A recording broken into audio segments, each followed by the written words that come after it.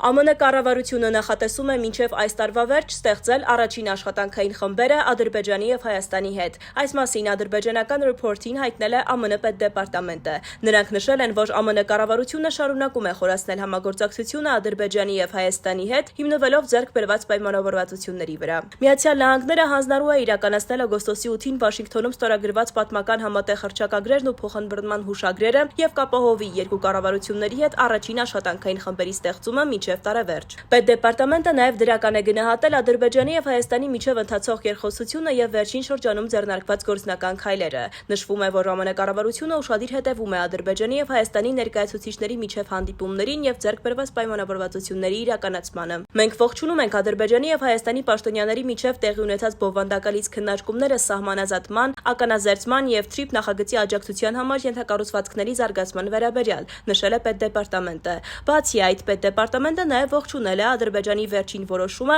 թույլատրել բեռների տարանցումը իր տարածքով դեպի Հայաստան, ինչպես նաև Երևանում կայացած երկու երկրների քաղաքացիական հասարակության ներկայացուցիչների հանդիպումը։ ԱՄՆ-ի գլխավորած նախաձեռնությունները զուգորդված այս ջանքերի հետ կգրավեն մասնավոր ներդրումներ և կբերեն բարգավաճման նոր դարաշրջան Ադրբեջանի, Հայաստանի և այլ երկրների համար, նշել է պետդեպը։